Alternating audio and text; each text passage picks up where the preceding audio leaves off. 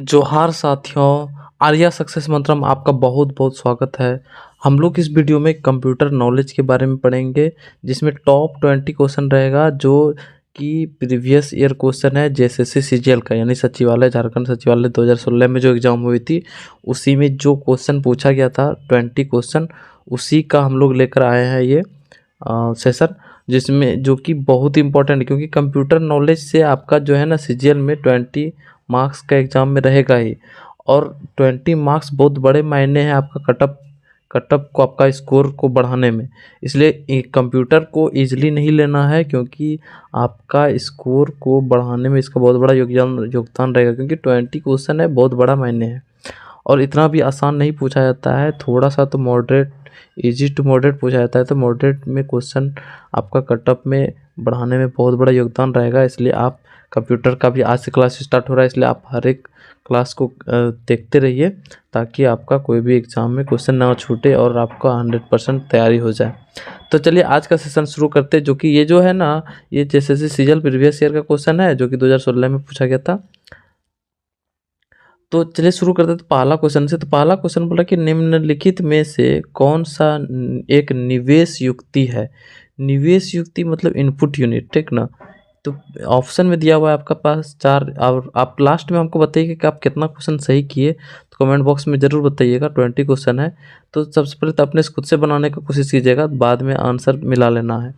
तो निम्नलिखित में से कौन सा एक निवेश युक्ति है, यानी निवेश मतलब इनपुट यूनिट है। अगर आपको इसका पीडीएफ चाहिए तो आप हमारे टेलीग्राम चैनल को ज्वाइन कर लीजिए, आपको वहाँ से ये पीडीएफ मिल जाएगा। तो निवेश युक्ति में तो प्रिंटर, स्पीकर, मॉनिटर, स्कैनर, तो क्या हो सकता है। प्रिंटर आउटपुट यूनिट है, स्पीकर आउटपुट यूनिट है, मॉनिटर यानी जो स्क्रीन जो दिखता है तो वो भी आउटपुट यूनिट है। तो इनपुट यूनिट में स्कैनर आ रहा है, यानी स्कैन करता है, इनपुट यूनिट यही है। तो निवेश युक्ति में क्या होगा इसका आंसर, स्कैनर एक नंबर का। दूसरा नंबर क्वेश्चन कर रहा है कि एक ईमेल में प्रेषक का एड्रेस अर्थात जिसने ईमेल भेजा है, यानी एक ईमेल में जिसने ईमेल भेजा जाता है उसके पते को कौन सी फील्ड दर्शाती है। उसका पता को कौन दर्शाता है, यानी जो भेजता है फ्रॉम से दर्शाता है, ठीक ना। और जिसको भेजते हो उसको क्या करता है, टू। जैसे फ्रॉम हम भेज रहे हैं तो मेरा फ्रॉम यहाँ से आर्य सक्सेस मंत्रा, और उसके बाद हम किसी को भेज रहे हैं तो यहाँ पे टू में चल जाएगा वो। तो क्वेश्चन क्या कर रहा है कि जो भेजता है तो उसका क्या होगा आंसर, फ्रॉम, यानी बी नंबर इसका आंसर होगा। तीसरा क्वेश्चन पे हम लोग आज चलते हैं। तो तीसरा क्वेश्चन है कि माइक्रोसॉफ्ट वर्ड में निम्नलिखित में से कौन सी विशेषताएं उपलब्ध है। माइक्रोसॉफ्ट वर्ड में कौन कौन सी विशेषताएं उपलब्ध है, तो देखते हैं ऑप्शन में क्या क्या दिया है। तो वर्तनी व व्याकरण की त्रुटियों के लिए डॉक्यूमेंट की जांच, यानी वर्तनी और व्याकरण की त्रुटि अगर गलतियां हो उसके डॉक्यूमेंट की जांच के लिए बोला कि ऑप्शन दिया रहता है, ये विशेषता है। दूसरा हम लोग देख रहे हैं, लास्ट में इसका ऑप्शन देखेंगे, हेडर फुटर और पृष्ठ संख्या जोड़ना। तीसरा ऑप्शन दिया है कि वर्ड डॉक्यूमेंट को पासवर्ड द्वारा सुरक्षित करना। तो देखिए कि जो एमएस वर्ड का जो है ना, क्या क्या विशेषता है, तो देखिए ये वाला विशेषता रहता ही है कि व्याकरण की त्रुटि यानी गलतियाँ और वर्तनी ये सब का डॉक्यूमेंट की जांच करना, तो जांच करने के लिए एमएस वर्ड में दिया रहता है, सही है। हेडर फुटर जो है ना और पृष्ठ संख्या जोड़ने के लिए ये भी दिया रहता है, ये भी सही है। और यानी वर्ड डॉक्यूमेंट को पासवर्ड द्वारा सुरक्षित करना, यानी कोई हम डॉक्यूमेंट बनाए, पीडीएफ बनाए तो उसको हम पासवर्ड से सुरक्षित रख सकते हैं। तो ये तीनों चीज़ तो सही है। अब ऑप्शन के अकॉर्डिंग देखते हैं, तो ए नंबर है 1 और 2, बी नंबर दिया है 2 और 3, सी नंबर दिया है 1 और 3, और डी नंबर दिया है 1 2 3। तो सारा सही था ना, तो आंसर हो जाएगा 1 2 और 3 तीनों, यानी इसका आंसर हो जाएगा डी नंबर। अगला हम लोग क्वेश्चन पे आते हैं। एक पृष्ठ पर प्रिंट किए जाने हेतु संप्रतीकों की रचना के लिए आवश्यक डॉट्स बनाने के लिए बोल रहा है कि कौन से प्रकार के प्रिंटर लेजर लाइट का उपयोग में लेते हैं। मतलब समझना कि एक पृष्ठ पर बोल रहा है कि प्रिंट के लिए जो है ना, तो संप्रतीकों की रचना के लिए आवश्यक डॉट्स बनाने के लिए किस प्रकार का हम लोग जो है ना प्रिंटर लेजर का उपयोग करते हैं। तो इसका हो जाएगा लेजर प्रिंटर का उपयोग किया जाता है। इसके लिए क्या किसका प्रिंटर का उपयोग करता है? Laser printer. ऑप्शन में चारों था लेकिन ए नंबर आंसर होगा। हम लोग अब 5वां नंबर पे आते हैं। 5वां निम्नलिखित में से क्या संचालन प्रणाली के कार्य है, यानी संचालन प्रणाली का क्या कार्य है उसके बारे में पूछा जा रहा है। ठीक, तो तीनों ऑप्शन हम लोग देखते हैं, 1 2 3। ये ऑप्शन में देखते हैं कि संचिका प्रबंधन करना, युक्ति प्रबंधन करना और कार्य अनुसूचन करना। अब ऑप्शन पे आते हैं, यानी तीनों तो देखते हैं सही है, तीनों क्या है? सही है। यानी जो है ना, संचालन प्रणाली का कार्य क्या क्या है? संचिका प्रबंधन करना, युक्ति प्रबंधन करना, कार्य सूचन अनुसूचन करना। तो अब ऑप्शन में आते हैं, ए नंबर दिया है 1 और 2, बी में दिया है 2 और 3, सी में दिया है केवल 1 और 3 और डी में दे दिया है तीनों। तो यही होगा आंसर, यानी डी नंबर इसका आंसर हो जाएगा। अब हम लोग छठा प्रश्न पढ़ते हैं, संचालन प्रणाली के बारे में निम्नलिखित में से कौन सा कथन गलत है, यानी कथन पूछ रहा है गलत कौन सा है संचालन प्रणाली के लेकर। ऑप्शन 1 नंबर, एक संचालन प्रणाली उपयोगकर्ताओं और कंप्यूटर संयंत्र सामग्री के बीच एक मध्यस्थ होती है। यानी बोल रहा है कि संचालन प्रणाली जो है ना, उपयोगकर्ता यानी यूजर्स और कंप्यूटर यंत्र सामग्री, इन दोनों के बीच का मध्यस्थ इंटरमीडिएट होता है। ठीक ना, मीडिएटर होता है, एक तरह से समझना है। और उसके बाद दूसरा नंबर ऑप्शन क्या कर रहा है?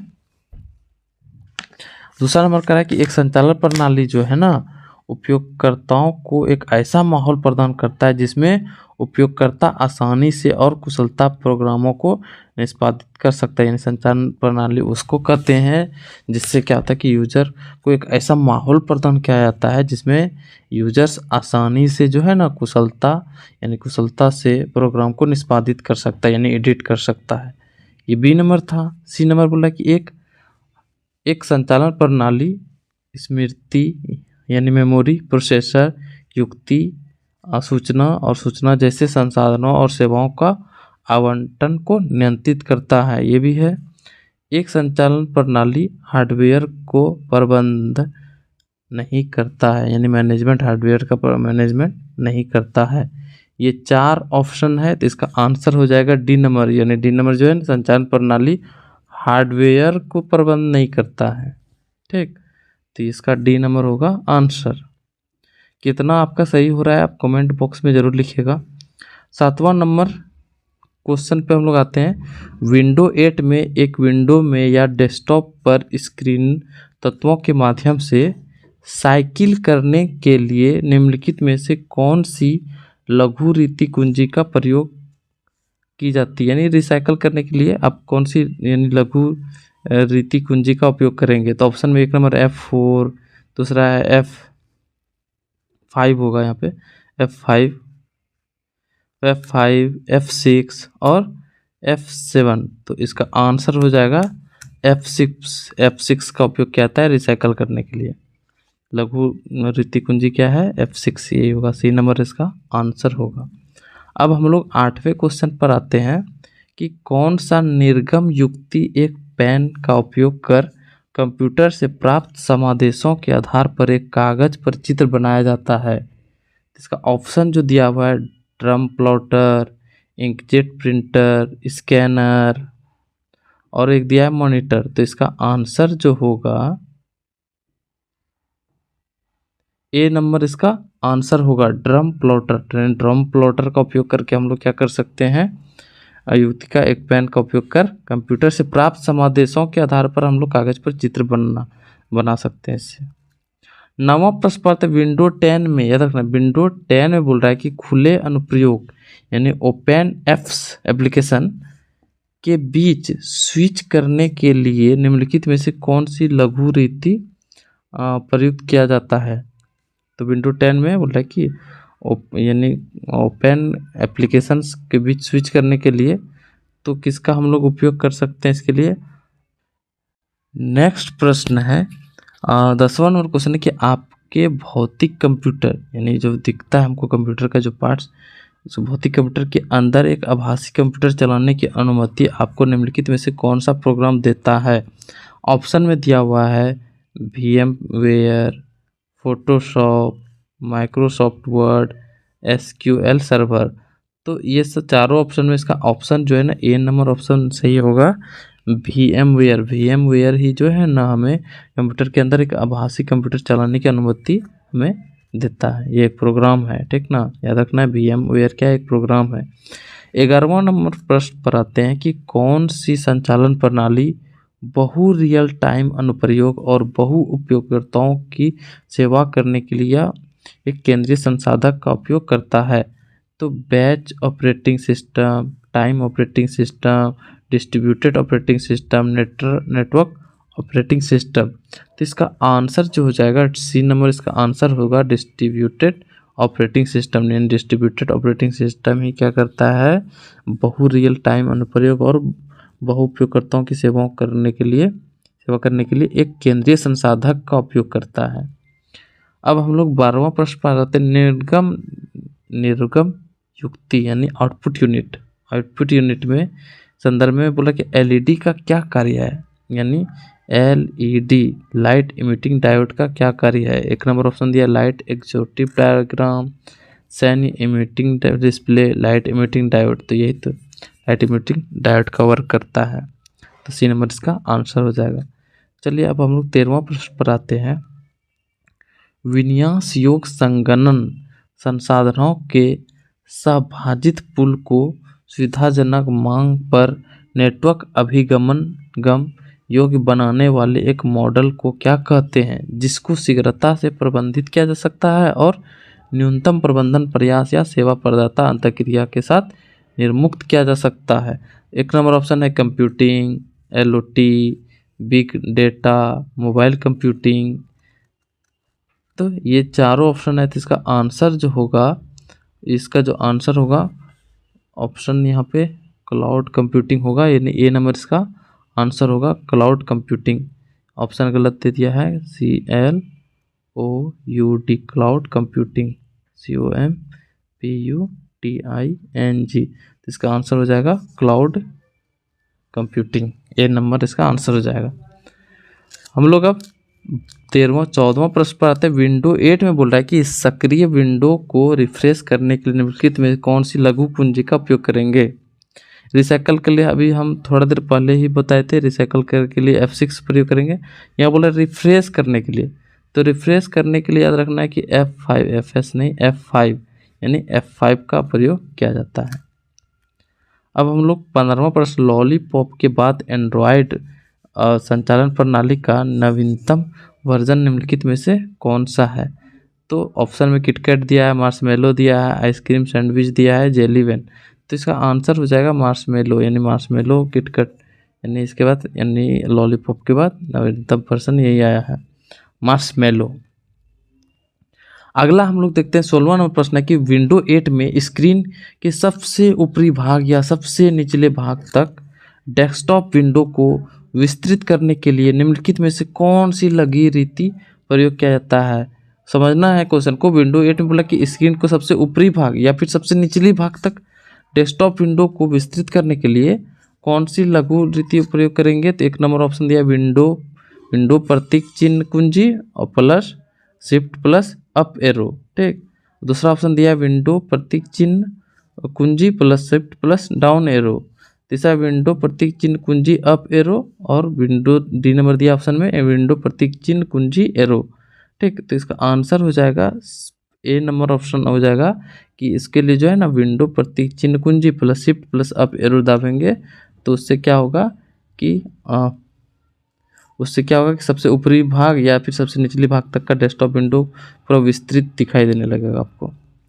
अब हम लोग 70वां प्रश्न देखेंगे कि ISP का क्या अर्थ होता है। तो 4 ऑप्शन दिया हुआ है, international subscriber party, international subscriber provider, internet service provider और इंटरनेट सब्सक्राइबर पार्टी, ठीक ना। तो आंसर उसका हो जाएगा C number, internet service provider. ISP का फुल फॉर्म होता है इंटरनेट सर्विस प्रोवाइडर, ठीक। उसके बाद हम लोग 18वां प्रश्न पर आते हैं। इंटरनेट नेटवर्क में प्रत्येक कंप्यूटर एक विश्व स्तर पर अद्वितीय संख्यात्मक कोड के रूप में जाना जाता है, जिसे इनमें से क्या कहते हैं हम लोग। तो उसका ऑप्शन जो दिया FTP address, port address, IP address और क्लाउड एड्रेस। तो तो आईपी एड्रेस होगा, क्या हो जाएगा उसका आंसर, आईपी एड्रेस हो जाएगा। आईपी एड्रेस ही करता है, क्या करता है कि इंटरनेट नेटवर्क में प्रत्येक कंप्यूटर का विश्व स्तर पर अद्वितीय संख्यात्मक कोड के रूप में जाना जाता है। अब हम लोग 19वां प्रश्न पर आते हैं कि बोला कि माइक्रोसॉफ्ट एक्सेल फाइल 2016 निम्नलिखित में से कौन सा एक्सटेंशन प्रयोग किया जाता है, doc X, dot XL S X A L और dot P P T X, ठीक ना। तो आंसर इसका हो जाएगा B number, X dot X L S S X, ये इसका आंसर हो जाएगा। यानी इसका आंसर जो है ना वो बी नंबर हो जाएगा। अब 20वां और अंतिम प्रश्न है कि माइक्रोसॉफ्ट विंडो संचालन प्रणाली के लिए निम्नलिखित अभिकल्पित लोकप्रिय संबंधपरक आंकड़ा संचालन संचय प्रबंधन प्रणाली निम्नलिखित में से कौन सी है। तो MS PowerPoint, MS Word, MS Excel और MS एक्सेस। तो इसका आंसर क्या हो जाएगा, MS एक्सेस। MS एक्सेस से ही क्या होता है कि इसमें यानी विंडो संचालन प्रणाली के लिए जो है ना विकल्पित लोकप्रिय संबंध आंकड़ा संचय प्रबंधन प्रणाली का कार्य करती है।